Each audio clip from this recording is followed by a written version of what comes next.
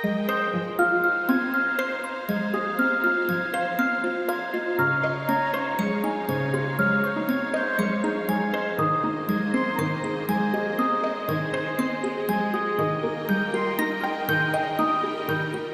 personnes que vous verrez dans ce documentaire ne sont pas des figurants. Ce sont des hommes et des femmes de la terre, des passionnés de leur métier. Pierre et Wendy ont travaillé presque 1 an devant ma caméra, 4 saisons vécues à la ferme des Crutins, dans le village de mon enfance, Sunny.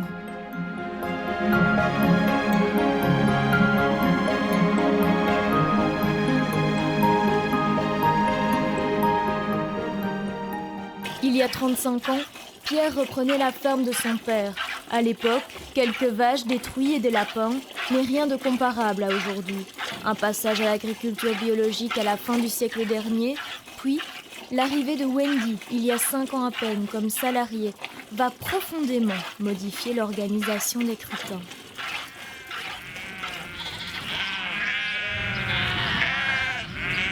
C'est la première année que Pierre et Wendy testent la race du Velay.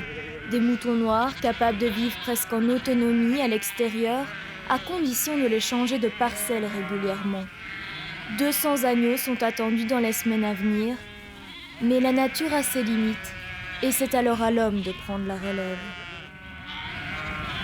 Bon, s'il manque de lait, si on voit qu'ils sont un peu trop creux, Ouais. à ce moment-là, je prends le plus creux vite possible pour qu'ils puissent avoir quelque chose. Je lui donne du colostrum de vache. Et puis après ça, on les fait deux jours. Et on suit au colostrum de vache jusqu'au soir. Et puis après ça, ils passent au lait en poudre ou au lait de produits frais. Et pendant combien de temps? Oh, là, ça va durer 2 mois. Ah, 2 mois. 2 mois où tu vas devoir faire les biberons. 2 mois, on fait les biberons. Ouais, mais il y a des biberons à 5 fétiles. Il y a des biberons pour familles nombreuses. C'est un peu comme si tu devenais papa tous les ans, quoi. Bah oui, même beaucoup de fois. Alors que t'as pas encore vu les cochons. Et Pierre dit vrai. Dehors, des dizaines de cochons. Les truies du Roc ont la particularité d'être une race à la chair goûteuse. Les porcs vivent à l'extérieur, se satisfaisant d'une cabane pour dormir et mettre bas. Des cabanes étudiées pour le bien-être animal.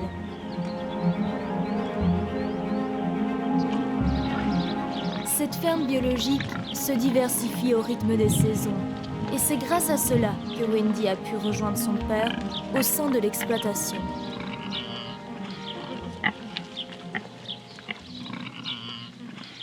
Oui, donc déjà l'idée des moutons,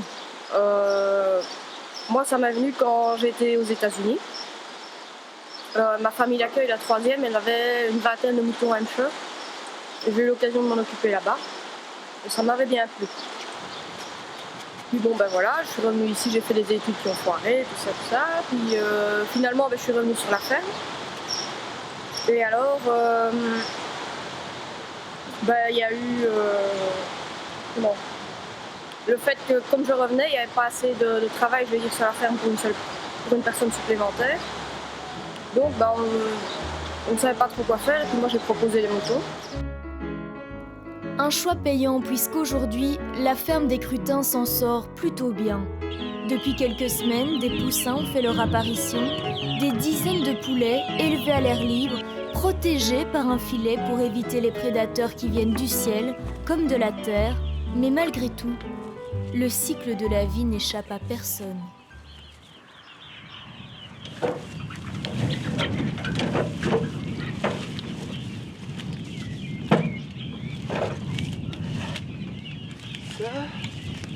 Ok.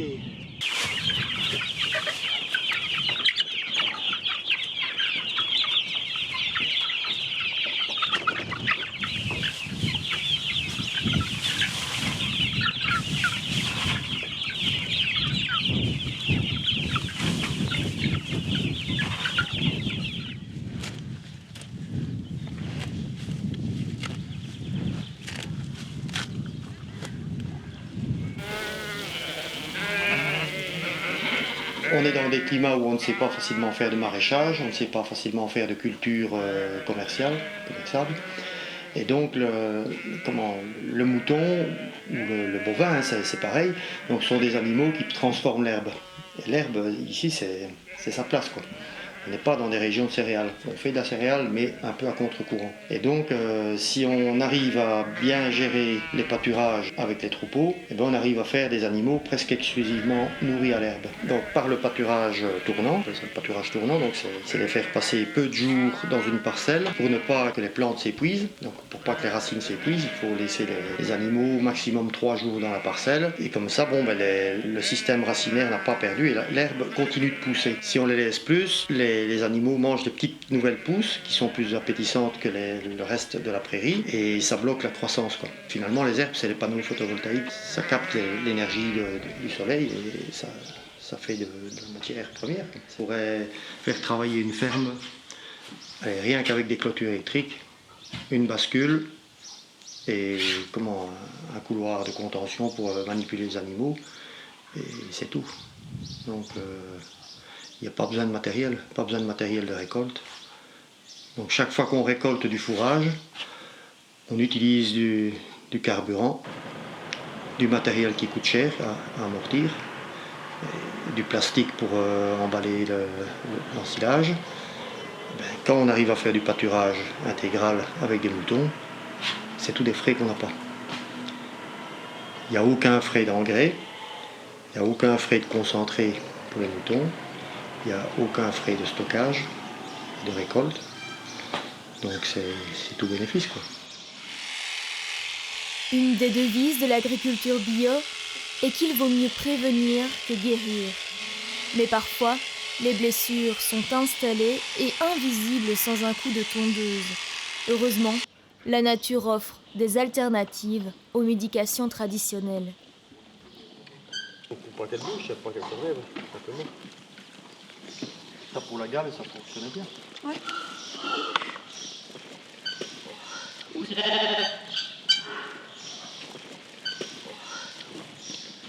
Des huiles essentielles,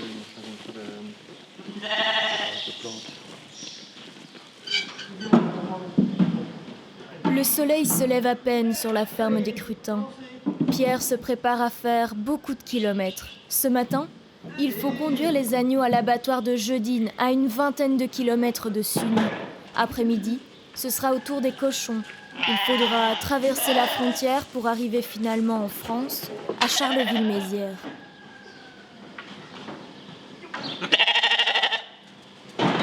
Les autres étaient en prairie, mais...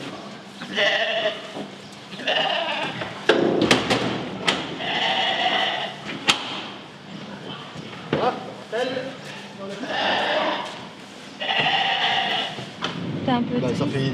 Ouais, je suis un peu triste. C'est pas ce que j'aime le mieux de faire. Disons heureusement qu'on ne voit pas toute la suite, quoi, parce que... Mais bon, il faut que ça se fasse. Il faut qu'on mange tous les jours. C'est Toi quand aussi. la prochaine fois? La prochaine fois, bon, il sera dans un mois à peu près. Fin août. Voilà, donc sauf s'il y a des commandes entre les deux, quoi. 2 ou 3 mois. Allez. Non, j'ai pas bien là.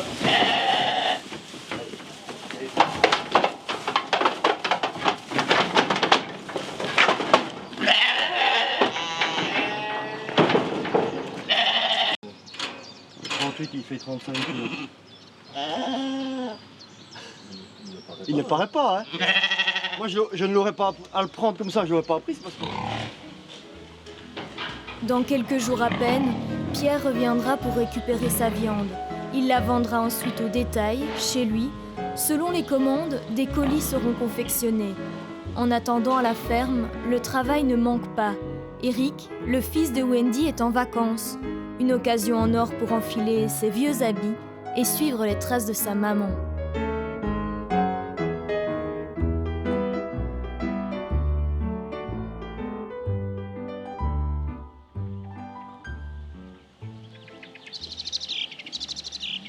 Ils servent à quoi dans la pâture, les chiens? À garder.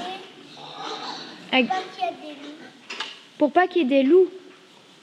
Il y a des loups Des ici? fois, on ferme les poules parce que le loup, dans le soir, on doit dormir. Alors ma maman, elle l'a fermé. Il y a des loups à Sunny? Il y a des fois des loups qui viennent de les voir. Parce que moi, il vient dans les bois. Ah, ça c'est fait. Pour le moment, pas de loup à l'horizon, mais des dizaines de bêtes attendant leur tour auprès du tondeur de moutons, venu expressément pour s'occuper d'eux.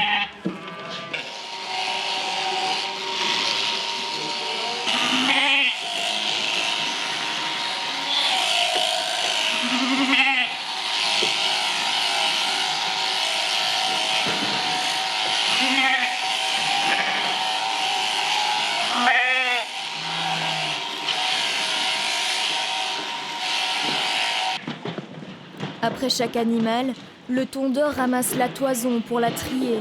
La plus belle laine sera transformée pour être utilisée.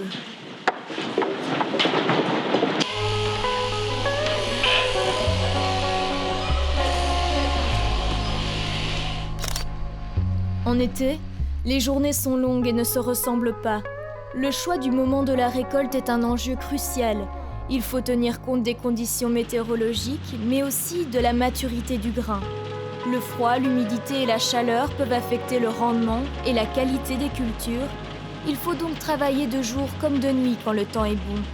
Cette année, le résultat n'est pas là.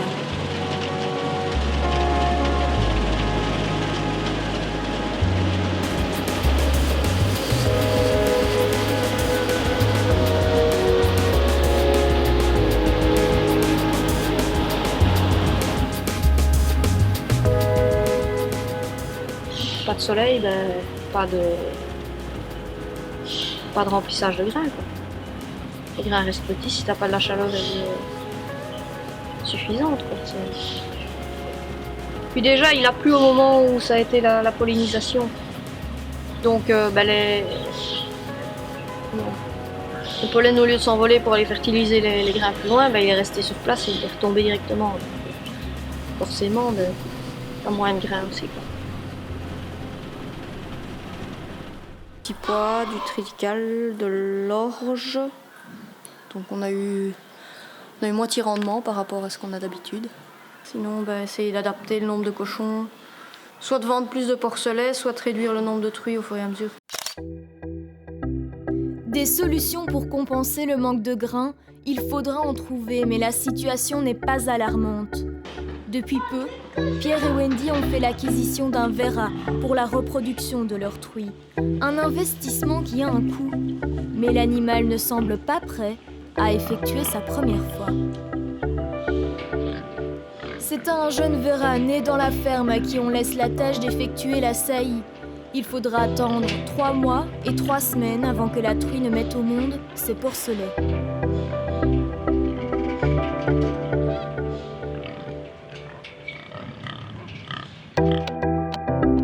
Si des naissances sont attendues, la ferme compte aussi de nouveaux arrivants.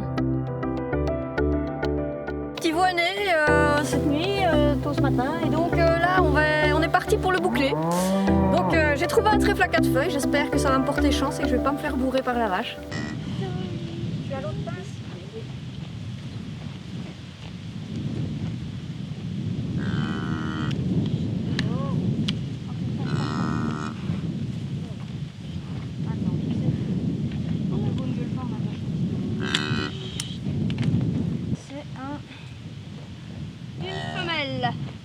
Ok, on est bon. Plus de que de mal. Ouais, c'est éclipsé, donc ça c'est bon. Ouais, non, celle-là ça va. Ben voilà, on a eu de la chance.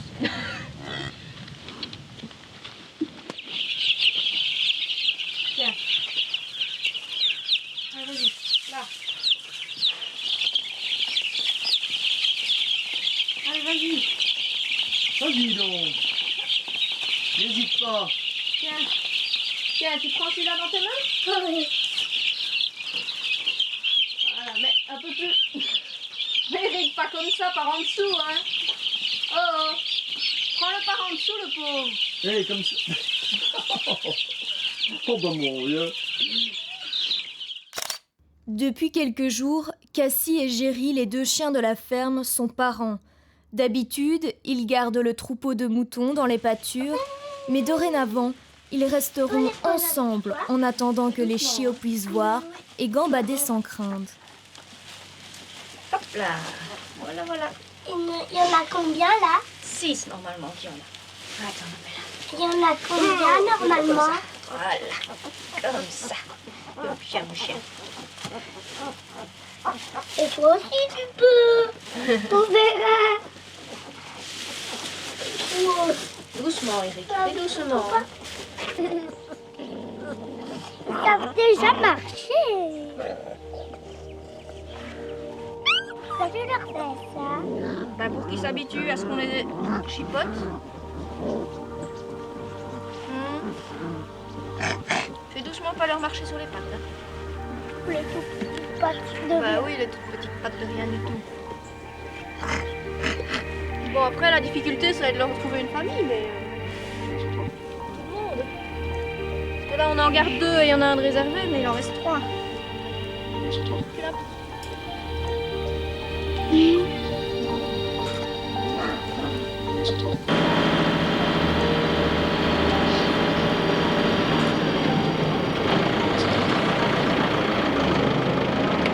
Le choix des patous a été fait donc pour se protéger des prédateurs en tout genre.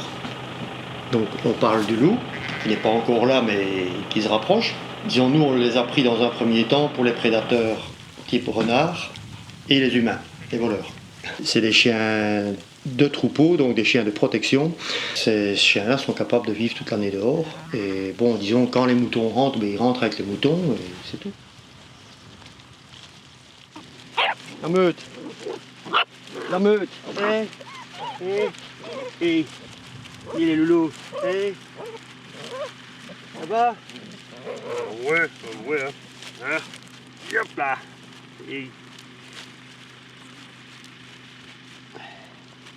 En principe, c'est ces deux-ci qu'on va garder, je crois. Hop. Voilà. Quand est-ce qu'ils vont être sevrés? Ben, apparemment, ils se sèvrent d'eux-mêmes. Ça va être bientôt, la chienne ne les laissera plus téter. Donc ils commencent déjà à manger, hein, mais... Et là, ils ont quoi, 1 mois et demi?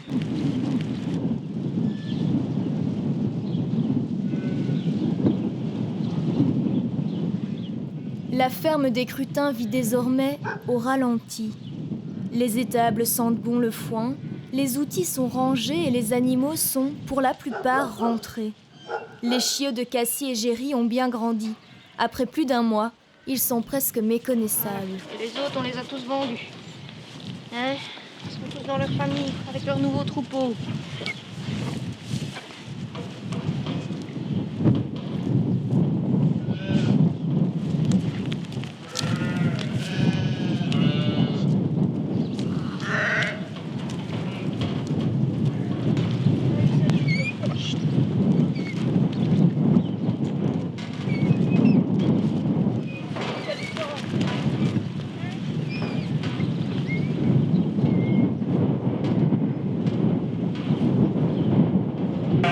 Après ça, ben, les brebis, on va les rassembler toutes ensemble. Elles vont passer l'hiver dans une grande pâture de, allez, on va dire une 15aine d'hectares. Et elles auront accès à la bergerie, elles auront du foin à volonté et de la paille. Donc elles pourront choisir aller dehors ou aller dedans. Et en général, elles préfèrent être dehors. Elles mangent très peu à l'intérieur. Enfin, je pense que j'ai beaucoup travaillé comme un chercheur, quoi, et pas comme un exploitant. Donc c'est ça le... Mais ça c'est moi. Puis, si tu veux, bon, moi je ne regrette rien de ce que j'ai fait parce que justement, d'essayer les choses, de les réussir, parfois pas, mais à dire bah tiens, I did it. Tu dois arrêter déjà un jour? Ben, il faudra bien de toute façon, mais disons, on n'arrête pas, on ralentit. Déjà là, j'ai déjà ralenti moi. Et ça ne te fait pas quelque chose de ralentir? Ben si, je sens bien, bon, j'ai mal au bras tous les jours, tout ça, bon, ben je vois bien qu'on ne fait plus ce qu'on faisait. Ben c'est ça, mais bon, c'est comme ça, c'est la vie. Hein. Tant que je sais... Tant que tu sais, tu seras là. Tant que je sais, je serai là. Hein. T'as l'air épanoui, Pierre. En tout cas, t'as l'air heureux. Bah, je suis pas mécontent. Regarde, la preuve, je suis assis sur la paille. Même si je suis sur la paille, je suis pas mal. Pierre n'est pas prêt de quitter sa ferme et ses animaux. Son métier, il est différent tous les jours. Chaque saison apporte son lot de surprises. Ce qu'il souhaite avant tout, c'est assurer la suite.